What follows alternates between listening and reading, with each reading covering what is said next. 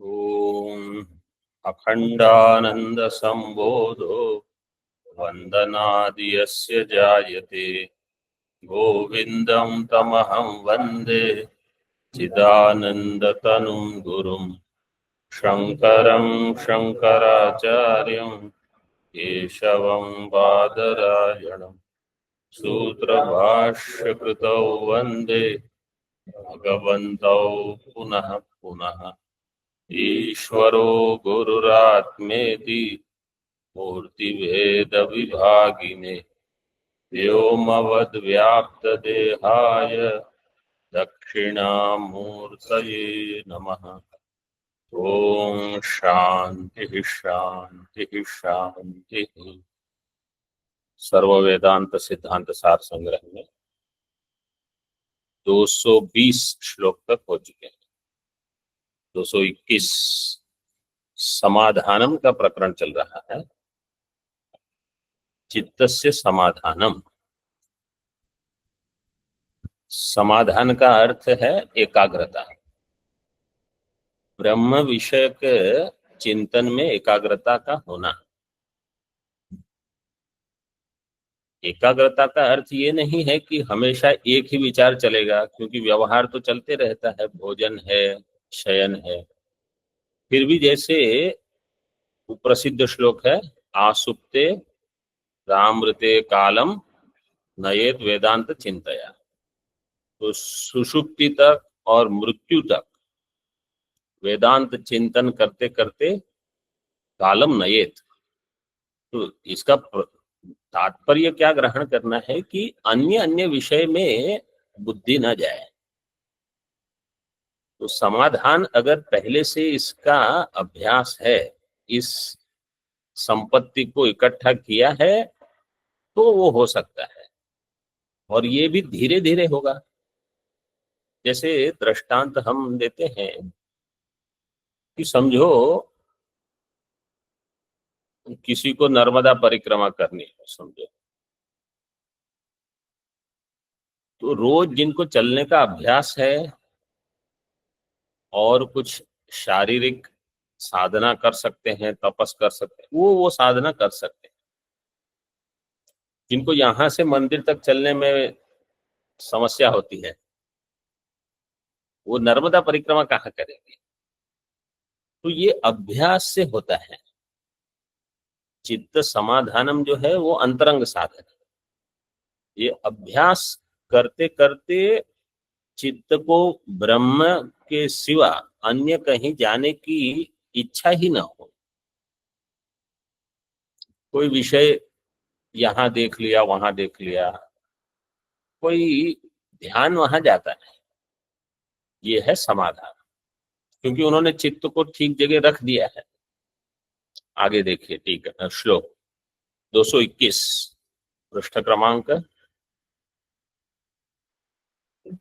59।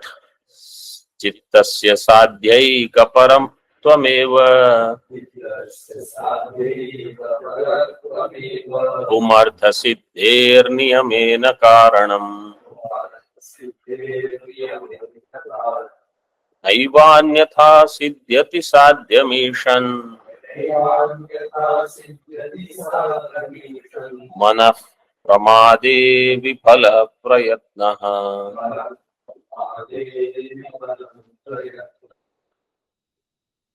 पुमर्थ सिद्धेः चित्तस्य साध्यैकपरत्वम् एव नियमेन कारणम्। पुमर्थ सिद्धेः चित्तस्य साध्यैकपरत्वम् एव नियमेन कारणम् अन्यथा साध्यम नैव सिद्ध्यति। अथवा इसको उत्तरार्ध को ऐसे कर दो, ईशन मनः प्रमादे प्रयत्नः विफलः साध्यम साध्यम अन्यथा नैव सिद्ध्यति। उसको पूर्वार्ध के साथ ही जोड़ना है। जैसे पहले बताया, साध्यम अन्यथा नैव सिद्ध्यति, और मनः ईशन मनः प्रमादे प्रयत्नः विफलः, वो एक अलग वाक्य होगा। अब यहाँ देखो, जैसे पूर्व में कहा श्रद्धा असाधारण कारण है, यहाँ कह दिया श्लोक में चित्तस्य साध्येक परत्वम नियमेन कारण पुमर्थ सिद्धे। पुरुषार्थ की सिद्धि के लिए, कोई भी पुरुषार्थ की सिद्धि के लिए साध्येक परत्वम, जो हमारा साध्य है वो एक ही लक्ष्य है, उसको छोड़कर अन्य अन्य कोई लक्ष्य नहीं। साध्येक परत्वम, साध्येक परता मतलब साध्य, साध्यम एव एक परः यस्य सह साध्येक परः तस्य साध्येक परत्वम। साध्य ही हमारे लिए एकमात्र ध्येय रह गया है और कुछ नहीं। उनको पुमर्थ सिद्धि हो जाएगी, उनको पुरुषार्थ सिद्धि हो जाएगी। साध्यम नहीं व अन्यथा सिद्ध्यति, अन्यथा साध्य की सिद्धि होगी नहीं। मतलब आप अगर 10 प्रकल्प लेके बैठे हो कि ये भी करेंगे वो भी करेंगे वो भी करेंगे और ब्रह्मनिष्ठ भी हो जाएंगे, तो ऐसे नहीं होगा। जो जो आप अन्य चीज करते हो वो सब कहीं ना कहीं आपको छोड़ देनी होगी। केवल निर्गुण ब्रह्म में निष्ठा के लिए प्रयत्न रहे, बाकी सब छूट जाए, तब होगा। ईशन मनः प्रमादे, जब मैंने पहली बार पढ़ा तो प्रसादे पढ़ा, मन प्रसाद, मैंने कहा मन प्रसाद हो तो विफल प्रयत्न कैसे होगा। ये ही प्रमाद है। पढ़ने में कभी कभी होता है प्रसाद शब्द को प्रमाद पढ़ लिया, प्रमाद को प्रसाद, क्योंकि मन प्रसाद ये बहुत बार गीता वगैरह में आता है। मन प्रमाद ये शब्द पढ़ते नहीं, तो बुद्धि का अभ्यास है कि मन प्रसाद ही पढ़ो, तो ऐसे प्रमाद हो जाता है। कहीं बोध और बाध, बाध शब्द का अर्थ भिन्न, बिल्कुल विलक्षण है, बोध का विलक्षण है। तो कहीं बोध को बाध पढ़ लिया और फिर पंक्ति नहीं लग रही है, फिर समझ में आता है कि हम कहीं गलती कर रहे हैं। मनः प्रमादे प्रयत्न विफल स्यात्, प्रयत्न जो हमारा है वो प्रमाद के कारण विफल हो जाएगा। इसका दृष्टांत अगले श्लोक में देंगे, अच्छा दृष्टांत है। पहले इस श्लोक की टीका देख लीजिए। पुमर्थ सिद्धे है, पुमर्थस्य पुरुषार्थस्य सिद्धि। वास्तव में तो धर्म अर्थ काम मोक्ष, कोई भी पुरुषार्थ के लिए ये यही नियम है कि साध्य का परत्वम हो। जिसको अर्थ चाहिए वो उसी में लगा रहता है, उनको साध्य की सिद्धि होती है। जिनको धर्म चाहिए वो वहां, तो जिनको मोक्ष चाहिए मुमुक्षु को, उनके लिए परम पुरुषार्थ सिद्धि ही पुमर्थ सिद्धि। तस्याः पुमर्थ सिद्धेः चित्तस्य साध्यैक परत्वम एव कारण। साध्यैक परत्वम, साध्ये साध्य वस्तुनि एक परत्वम, साध्यैक परत्वम। साध्य जो हमारा है ब्रह्म, बुद्धि में यही चलता रहे। साध्यम विहाय नान्यत किंचित परम श्रेष्ठ, उसको छोड़ के और कोई हमारे लिए पर नहीं है, श्रेष्ठ नहीं। जैसे दृष्टांत अगर हम लेते हैं, अब समझो हमको यहाँ से बद्रीनाथ केदारनाथ जाना है, तो ऐसा तो नहीं है कि यहाँ से केदारनाथ पहुंचने के लिए आप जो जो भी वाहन में बैठे और पहुंच गए, वो समय लगेगा। कहीं बीच में 5 बार रुकना पड़ेगा, वर्षा हो ये हो, भोजन के लिए शयन बीच में रुक, सोने भी पड़ेगा कहीं। तो अन्य अन्य चीज आप कर ही रहे हो, तो कोई पूछेगा कि साध्य का परत्वम कहाँ, लेकिन आपका साध्य नहीं बदल रहा है। आप जो अन्य की प्राप्ति होती है वो केवल इसलिए कि आप लक्ष्य तक ठीक तरह से पहुंच जाओ। भोजन नहीं करोगे तो बीच में ही कहीं गिर जाओगे। समझो कहीं लैंडस्लाइड वगैरह हुई तो आपको रुकना ही पड़ेगा, नहीं तो आप पहुंच नहीं पाओगे लक्ष्य तक। तो जैसे जीवन में भी साध्य छोड़ के अन्य कोई चीज करने पर भी साध्य नहीं बदलता। मतलब अन्य चीजों में महत्व बुद्धि कभी ना हो। अन्य चीजों को महत्व नहीं मिलेगा। वो तो हमको जीवन की पूर्ति के लिए जो आवश्यक है तो कर लो, जैसे भोजन, जैसे स्नान, शयन है, जो भी है, कुछ व्यायाम भी करना पड़े, लेकिन वो हमारा साध्य नहीं है, वो उसमें महत्व बुद्धि नहीं आएगी। जहां महत्व बुद्धि होगी वहां से सत्यत्व बुद्धि नहीं जाएगी। ये नियम है। किसी ने मुझे बताया था, उन्होंने गलत बताया था, महत्व बुद्धि होगी तो सत्यत्व बुद्धि रहेगी ही रहेगी।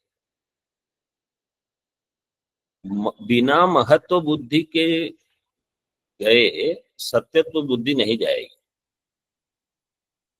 तो जब हम कहते हैं कि हमको जगत मिथ्या देखना है, मतलब जगत में महत्व न हो, तब जगत को, जैसे जहां महत्व नहीं है उसको कोई कहेगा ये मिथ्या है, तो बोले होने दो, हमको क्या है।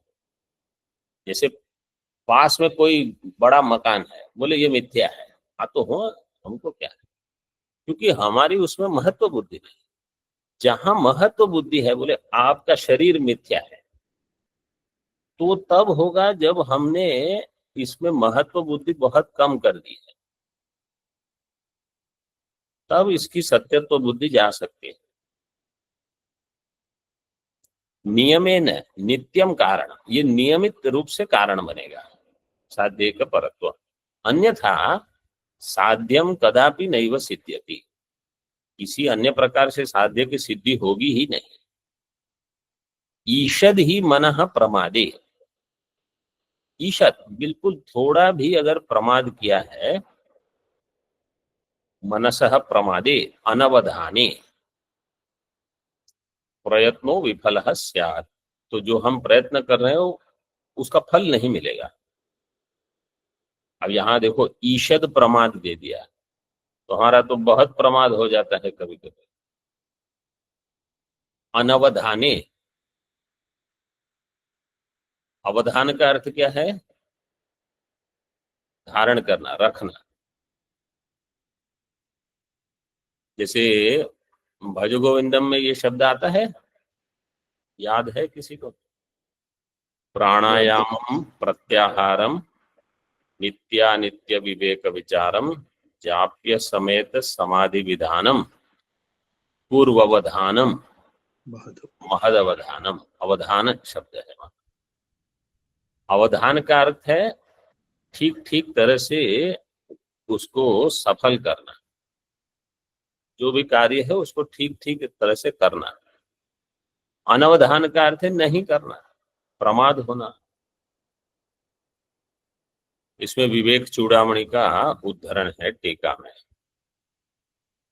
उक्तम ही आचार्य प्रवरैहि। ये श्लोक कंठस्थ कर लो तो अच्छा है। लक्ष्यच्युतं चेद यदि चित्तमीषत् बहिर्मुखं सन्निपतेस्ततस्ततः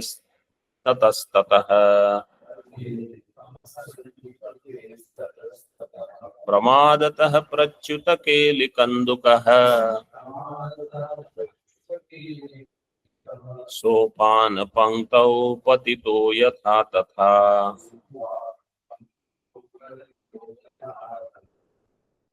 इसका उदाहरण क्यों दिया है? वो प्रमादतः शब्द है ना, तृतीय पाद में।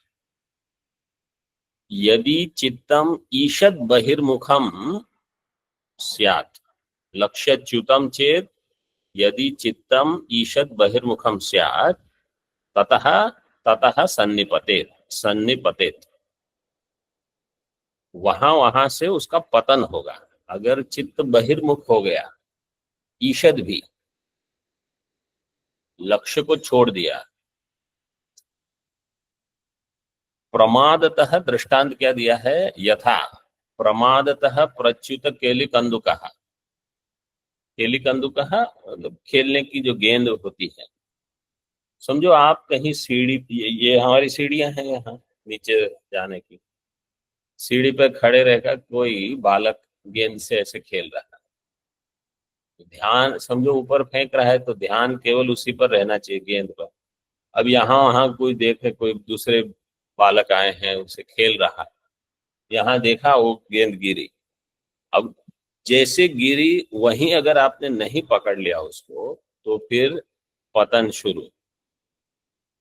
प्रमादतः प्रच्युत केली कंदुक है, जो केली कंदुक खेलने की जो गेंद है, प्रमादतः अगर हाथ से छूट गई तो सोपान पंक्ति, ये जो सीढ़ियां हैं, उसमें पतन होते होते होते सीधे रास्ते पर पहुंच जाओगे आप, बाहर।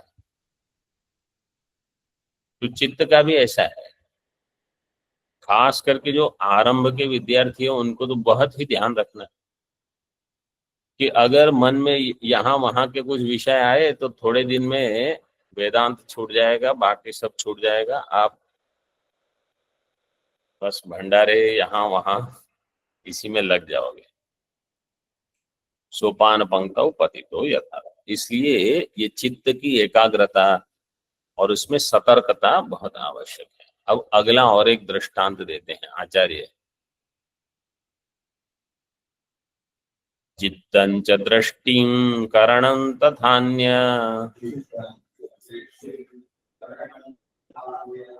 एकत्र बध्नाति हि लक्ष्य भेदा किंचित प्रमादे सति लक्ष्य भेतुर बाण प्रयोगो विफलो यथा तथा।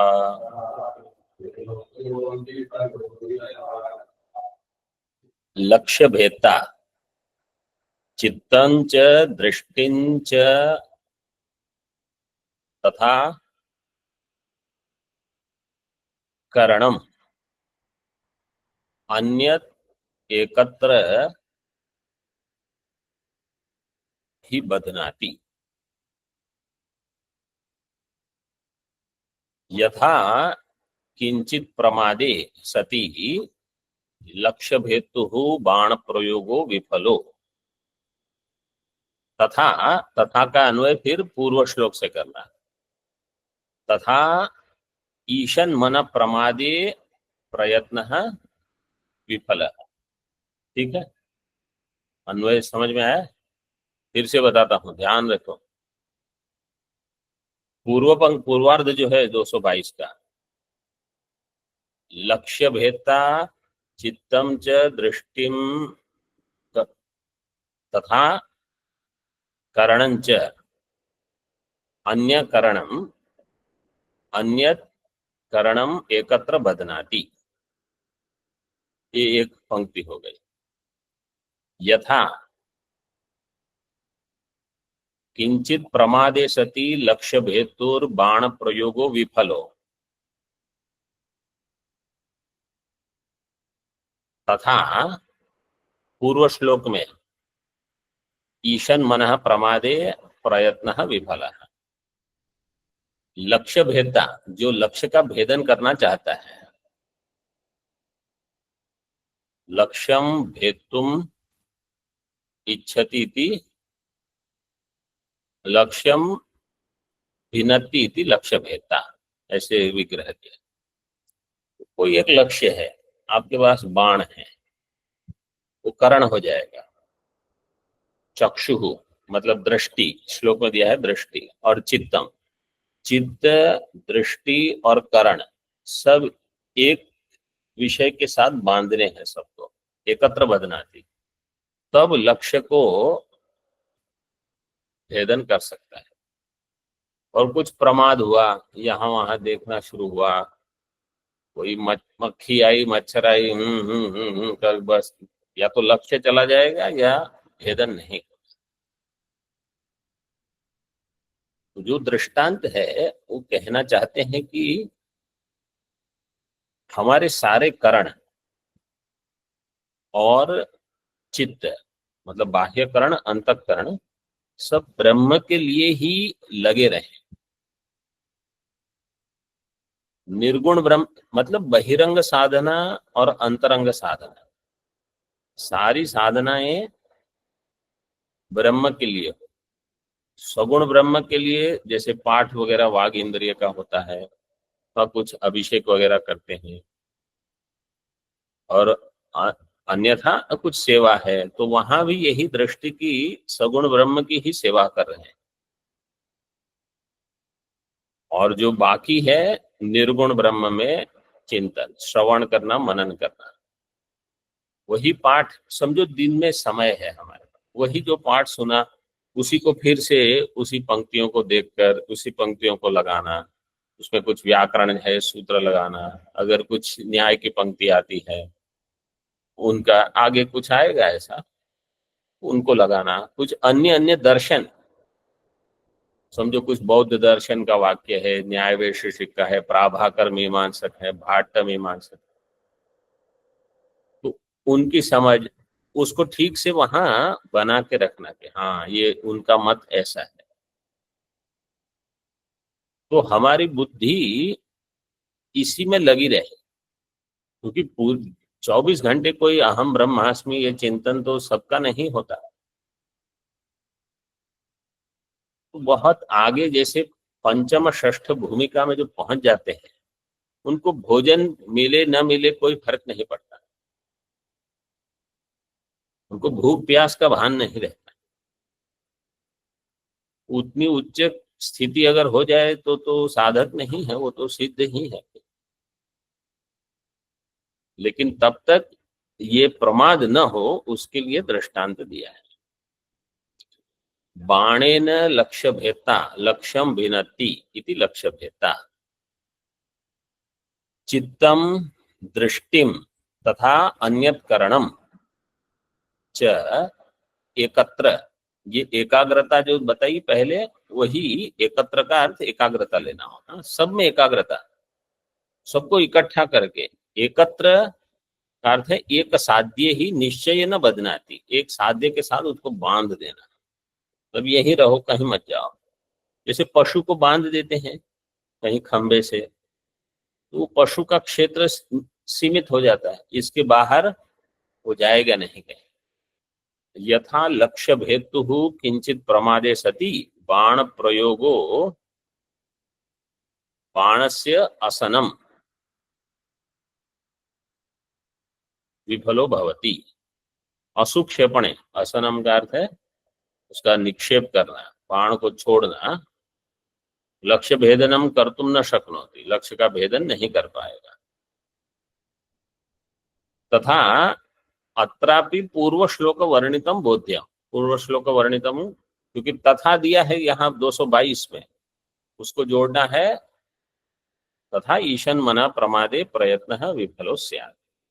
समझो कभी चित्त थका हुआ हो, तो बहुत अध्ययन हो गया, अभी थोड़ा कुछ आराम चाहिए, ठीक है, 15-20 मिनट आधा घंटा चित्त को कुछ अन्य, तो कुछ ऐसे जैसे भागवत की कहानी है, महाभारत है, तो कुछ पढ़ लिया, योग वाशिष्ठ में बहुत कहानी है, उससे कुछ हल्का पढ़ लिया, मतलब बहुत चिंतन की आवश्यकता नहीं वहां। फिर से वहां लग जाना है जहां थे, ऐसे। अब 2 श्लोकों में चित्त समाधान के लिए क्या आवश्यक है उसको भी बताते हैं। सिद्धेश्चित्त समाधान मसाधारण कारणम यतस्ततो मुमुक्षूणां भवितव्यं सदा मुना।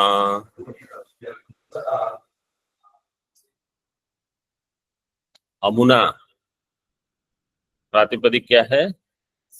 अदस। और ये रूप कौन सा है? कौन सी विभक्ति? तृतीया एक वचन। क्या सूत्र लगा है यहाँ? विशेष सूत्र है, वो तो प्रथमा में लगेगा अमूलक बनाने।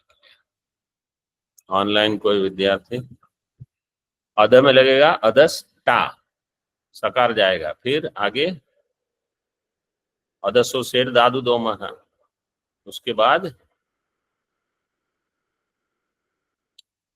अदस जो है उसका अमु हो जाएगा, दकार का मकार होकर उ, अदसो सिर दादू दो माह से ये हो जाएगा। आगे टा लगेगा, टा का ना कैसे हो जाएगा? आंगो नास्ते याम से नहीं। नामुने निषेध ना मु ने, ये है सूत्र। ये सूत्र केवल यही लगता है, नहीं तो यहाँ तान असी नशा मिनात स्याह से, वो तो हाँ वो षष्ठ अध्याय का है, और ये नमूने सूत्र त्रिपादी है, फिर भी उसका बाद करके ये सूत्र लगेगा, इसको याद रखना। और वैसे भी ये सूत्र तो नमूने, ये तो कभी नहीं भूल सकते हम, तो टाका ना हो जाएगा यहाँ उस सूत्र से। सिद्धे है चित्त समाधानम असाधारण कारणम, यतः सिद्धे है चित्त समाधानम असाधारण कारणम ततो मुमुक्षुणाम सदा अमुना भवितव्यम। अब देखो, भवितव्यम शब्द प्रयोग जब होता है तो उसके साथ तृतीय विभक्ति होती है। तो तृतीया को समझो, अगर आपको द्वितीया में करना है तो भवितव्यम का क्या हो जाएगा? भवेत हो जाएगा, जैसे टीका में दिया है शायद। हाँ, चित्त समाधानम भवेत, तो समाधानम भवेत, समाधानेन भवितव्यम, समाधानेन भवितव्यम, समाधानम भवेत। ये प्रयोग बहुत बार भाष्य में आता है, महाराज जी हमेशा पूछते हैं, इसको भी ध्यान में रखना। और एक श्लोक देख लेते हैं। अत्यंत तीव्र वैराग्यम फललिप्सा महत्तरा तदेतदुभयं विद्यात् समाधानस्य कारणम्।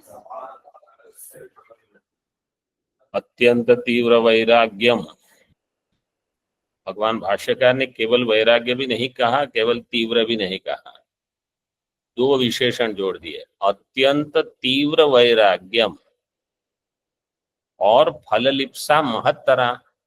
लिप्सा, लिप्सा में धातु क्या है? हाँ, दुलभस, प्राप्त, लब्धुम इच्छा लिप्सा, अथवा प्राप्तुम इच्छा लिप्सा, ऐसे भी कर सकते हो। फल की प्राप्ति की इच्छा, वो महत्तरा, मतलब दो चीज चाहिए। बाकी अन्य विषयों के प्रति, अन्य साध्यों के प्रति अत्यंत तीव्र वैराग्य, और मुमुक्षुता के लिए महत्तरा इच्छा, फल लिप्सा। तद एतद उभयम समाधान से कारणम विद्या, ये दोनों तब समाधान हो जाएगा आपका। मतलब जब अत्यंत वैराग्य हो, अत्यंत मुमुक्षुत्वम हो, तो समाधान हो जाएगा। तो ये सब अपने एक दूसरे के साथ कैसे मिले हुए हैं। जो आरंभ में पढ़ रहे हैं, मतलब आरंभ के विद्यार्थी हैं और ये ग्रंथ पढ़ते हैं, उनको भी लाभ होता है। और जो उपनिषद आदि बहुत पढ़ चुके हैं, प्रकरण ग्रंथ पढ़े हैं, अन्य दर्शन पढ़ लिए हैं, उनको भी साधना में कहीं ना कहीं कुछ हम में कमी रह जाती है। या तो अत्यंत तीव्र वैराग्य नहीं है, अथवा महत्तरा फल लिप्सा नहीं है, तो इसलिए चित्त का समाधान नहीं होता है। विक्षेप बहुत होते हैं अहम ब्रह्मास्मि विचार में। कभी आप बाकी सब छोड़ के केवल इस विचार को लेकर 10-15 मिनट बैठो, देखो चित्त कहाँ कहाँ जाता है।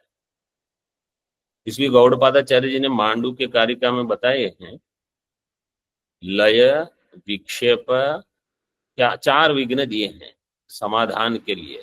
लय, विक्षेप, कषाय, रसास्वाद, 4 विघ्न बताए। लय का अर्थ है निद्रा आ जाएगी, 15 मिनट बैठना और कुछ साथ में नहीं है, पुस्तक नहीं है, केवल चिंतन करना है, तुरंत निद्रा, लय, विक्षेप, अन्य अन्य विचार, जो मुख्य चिंतन करना है उसको छोड़ के बाकी सब पूरी दुनिया वहां आ जाएगी। आरंभ में ऐसा होता है ये विक्षेप। तृतीय कषाय, कषाय मतलब पूर्व पूर्व कोई वासना प्रबल वहां उत्पन्न हो जाएगी। फिर से हम सोचेंगे कि ये तो मैं सोच नहीं रहा था थोड़े दिन से, तो कभी इसका सोच विचार नहीं किया, वो उस समय जागृत हो जाएंगे सब। क्यों? वो आएंगे ही आपको दुख देने के लिए। लेकिन विक्षेप क्या है? देखो, अंतःकरण के अगर आप दो हिस्से समझ लो, एक जो अंतःकरण जिससे हम साधारणतः रोज का व्यवहार करते रहते हैं, ये किया, भोजन करना, इसमें अंतःकरण के सूक्ष्म संस्कारों को हम जागृत नहीं करते, वो चलते रहता है, काम हो जाता है। एक अंतःकरण का हिस्सा है, जैसे योग दर्शन वगैरह में बताते हैं कि ये जिसमें बहुत सारे संस्कार पड़े हैं, उसको जैसे समुद्र में भी जल, गंगा जी का जल लेके आओ, नीचे जो जमा होता है उसको हम ऊपर ऊपर से ही जल निकाल लेते हैं, बाकी छोड़ देते हैं, वो नीचे सब कषाय है। वो जिस समय हिलना शुरू हुआ तो पूरा सब बिगाड़ देगा। तो वो जो है संस्कार, वो अन्यथा अगर आपको दोष नहीं दे रहे हैं तो आप बिना उसको जागृत किए अपना काम कर लो, क्योंकि इतने करोड़ जन्म हुए हैं, इतने पशु के संस्कार और पता नहीं हर प्रकार की योनि हम गुजर चुके हैं, इतने सारे संस्कार लेकर अहम ब्रह्मास्मि विचार होता नहीं।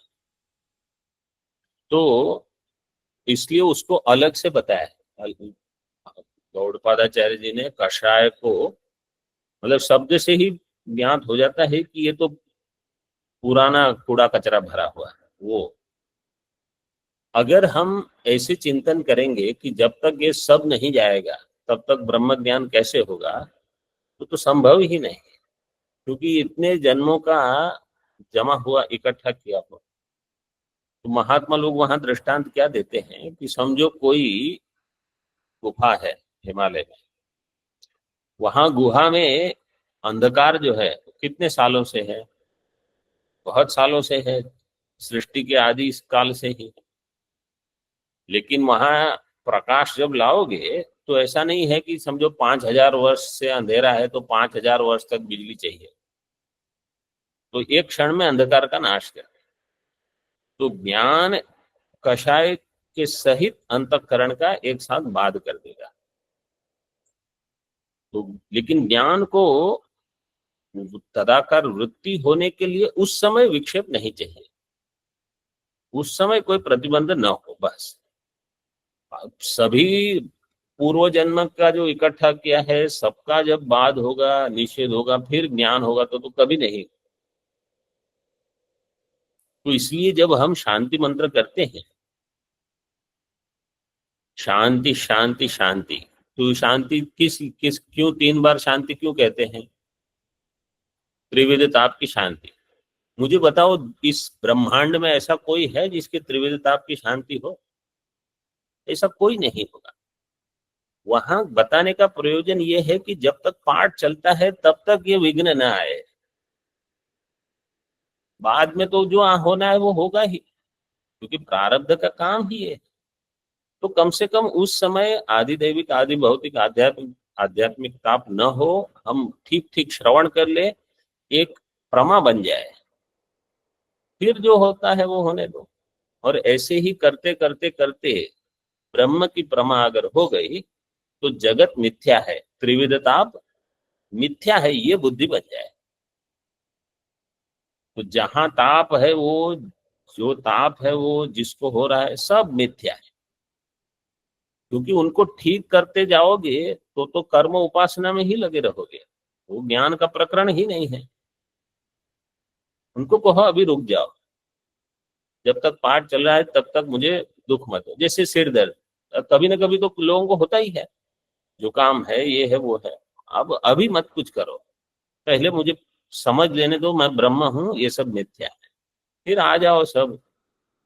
वो तो आएंगे ही आएंगे। वैसे ही है, जैसे हम चप्पल बाहर रखते हैं, वो बाहर रुके हैं, जैसे ही ये पूरा होगा, पूरा द्वैत वापस आ जाता है। तद एतद उभयम समाधान से कारणम विद्या। टीका में देखिए। और कषाय और चतुर्थ है रसास्वाद। रसास्वाद का ये अर्थ है कि अंतःकरण की वृत्ति में ही सात्विक आनंद का अनुभव होने से मैं ब्रह्म हूं इस विचार को छोड़ देना, तो वहां रस का आस्वादन होता है। अंतःकरण की जो वृत्ति है, शांत वृत्ति, वो वृत्तियां अलग अलग बताते हैं, उसमें एक जो शांत वृत्ति, उसी में आनंद आ जाता है। तो ब्रह्म चिंतन छूट जाएगा फिर, तो ये भी न हो, ये भी विघ्न है। टीका में देखिए। यतश्चित्त समाधानम, चित्तस्य समाधानम स्वलक्ष्ये स्थापनम ऐकाग्र्यम सिद्धेः असाधारण कारण। चित्त समाधान, चित्तस्य समाधान, कहाँ? स्वलक्ष्य स्थापना, ये सिद्धि के लिए असाधारण कारण है। अत्र सिद्धि शब्देन यत्किंचित विषये प्रयत्न साफल्य से ग्रहण। ये जो 223 श्लोक में सिद्धि शब्द है, वो किसी भी विषय के लिए है। यत्किंचित विषय, जैसे किसी को व्याकरण अच्छे से करना है, तो वहां वो लगे रहे, उनको फिर अन्य अन्य कुछ अध्ययन करने की उस समय आवश्यकता नहीं। जिनको न्याय पढ़ना है, वो उसमें लगे रहे। जिनको उपासना की सिद्धि करनी है, वो जो मंत्र देते समय कहते हैं कि अभी वेदांत छोड़ दो, नहीं तो द्वैत की उपासना की सिद्धि नहीं होगी, और अद्वैत में मन जाते रहेगा बार बार। ततस तस्मान मुमुक्षूणाम अमुना चित्त समाधानेन सदा सर्वदा भवितव्यम। मुमुक्षूणाम अनेन चित्त समाधानेन सदा सर्वदा भवितव्य, मतलब चित्त को समाधान करके रखना। इसमें एक बहुत ही सुंदर दृष्टांत देते थे स्वामी जी। कहते थे, पानी पर रंगोली करते हैं। जमीन पर तो रंगोली सरल है, क्योंकि वहां जो अधिकरण है वो बिल्कुल कुटस्थ है। लेकिन जल के ऊपर अगर आपको रंगोली बनानी हो, कितना कठिन होगा। अगर जल बिल्कुल शांत है, जैसे महाभारत में किया था, फिर वो दुर्योधन को भ्रांति हो गई, लेकिन वो कितना कठिन होगा। तो हमारी बुद्धि अगर चंचल है, तो ब्रह्माकार वृत्ति का उदय कैसे होगा। तो इसलिए चित्त समाधान वहां बहुत आवश्यक है। केवल ब्रह्म का ही चिंतन हो। ऐसे राग द्वेष शीतोष्ण मानापमान सुख दुखादि द्वंद्वेषु चित्त विचलनम न करणीय। ये साधन कैसे करना, क्योंकि जीवन में क्या होता है, यही होता है। जीवन का अर्थ क्या है? राग द्वेष, शीत उष्ण, मान अपमान, सुख दुख, ये होते रहेंगे द्वंद्व। जय पराजय, लाभ अलाभ, सब सारे द्वंद्व। कभी ये होगा, कभी वो होगा, कभी ये होगा, कभी वो होगा। इससे चित्त को विचलन नहीं करना, विचलन नहीं होने देना, यही साधक का मुख्य लक्षण है। ये साधक है।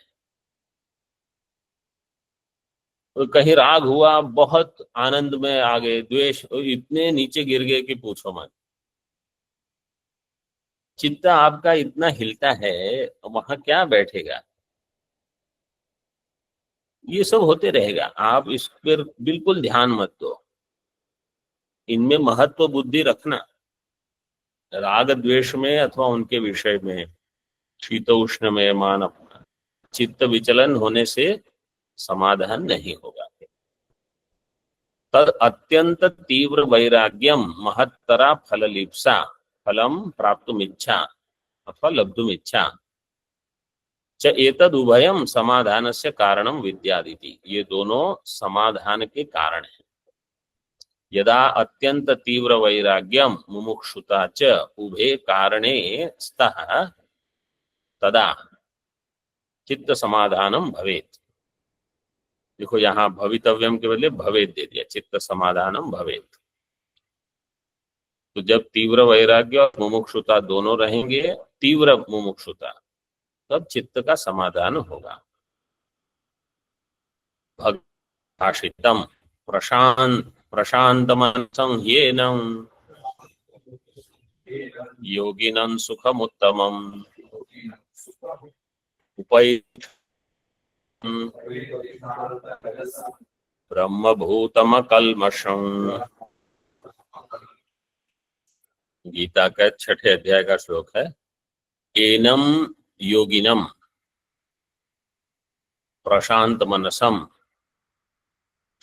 रजसम ब्रह्मभूतम अकल्मषम योगिनम, ये सब योगी के विशेषण हैं। उत्तमम सुखम उपैति, उत्तम सुख जाके योगी के पास जाएगा। क्योंकि इस श्लोक में कर्ता कौन है? सुखम, सुख जाएगा योगी के पास। कौन सा योगी? जो जिसका मन प्रशांत है, प्रशांत मनसम, शांत रजसम, अकल्मषम, और ये सब सुषुप्ति में भी हो जाएगा, इसलिए कहा ब्रह्मभूतम। तो ये सब आवश्यक है, समाधान का ये अर्थ है। और अन्यत्रापि अत्यंत वैराग्यवतः समाधि समाहितस्यैव दृढ़ प्रबोधः प्रबुद्धत्वस्य हि बंध मुक्तिर् मुक्तात्मनो नित्य सुखानुभूतिः।